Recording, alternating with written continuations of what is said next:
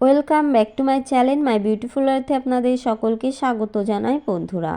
আজ আমি বলবো জীবনের সবথেকে বড় ভুল কী, যে ভুলের কারণে আমরা জীবনে পিছিয়ে পড়ি এবং প্রায় কষ্ট পেয়ে থাকি।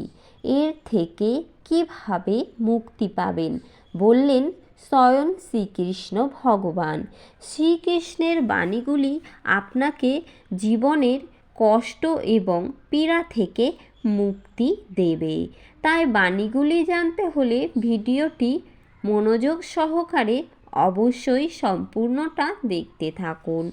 আর এমনই দুর্দান্ত টিপস পেতে এই চ্যানেলটিকে সাবস্ক্রাইব করে রাখুন এবং পাশের বেল আইকনটিতে ক্লিক করে রাখুন। ভবিষ্যতের আরেক নাম হলো সংঘর্ষ। হৃদয়ে যদি কোনো ইচ্ছা জাগে আর সেটি যদি পূর্ণ না হয়, তাহলে হৃদয় ভবিষ্যতের পরিকল্পনা করতে থাকে। ভবিষ্যতে সেই ইচ্ছা পূরণ হবে এই ভেবেই পরিকল্পনা করতে থাকে, কিন্তু জীবন না লুকিয়ে আছে ভবিষ্যতে আর না লুকিয়ে আছে অতীতে। জীবন তো লুকিয়ে আছে এই বর্তমানে, অর্থাৎ এই মুহূর্তটাকেই অনুভবেই রয়েছে আসল জীবন। কিন্তু আমরা পুরনো স্মৃতি ঘিরে নিজেরা বসে থাকি আর নয়তো আগামী দিনের জন্য পরিকল্পনা করতে থাকি। যদি আমরা জীবনের এই কথাগুলি মানতে পারি যে না আমরা দেখতে পাই ভবিষ্যৎ, আর না দেখতে পাই আমরা কি ঘটতে চলেছে, আর না পড়তে পারি, তাহলে দেখবেন জীবনের সব দুঃখ কষ্ট হতাশা দূর হয়ে যাবে। ধৈর্য আর সাহসের সাথে ভবিষ্যৎকে আলিঙ্গন করতে শিখুন এবং স্বাগত জানান। তবেই তো জীবনের প্রতি মুহূর্ত জীবনের দ্বারা মুখরিত হয়ে উঠবে, জীবনে আনন্দে ভরে উঠবে। জগতে প্রত্যেক ব্যক্তিরই কোনো না কোনো দুর্বলতা থাকে, আর যেমন কেউ অধিক দৌড়াতে পারে, আবার কেউ অধিক ভার বহন করতে পারে না।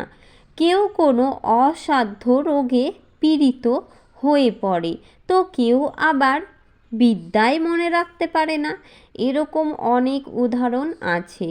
আপনি কি এমন কোনো ব্যক্তিকে জানেন যে তার সব কিছুই প্রাপ্তি ঘটেছে, কিন্তু আমরা জীবনের একটি দুর্বলতাকে জীবনের কেন্দ্র বানিয়ে ফেলি, যে কারণে হৃদয়ে সবসময় আমাদের দুঃখে পরিপূর্ণ থাকে। দুর্বলতা জীবনে কোনো দুর্ঘটনা বা মানুষের জন্ম থেকেই প্রাপ্ত হয়ে থাকে, কিন্তু মানুষ সেই দুর্বলতাকে নিজের অক্ষমতা বানিয়ে ফেলে।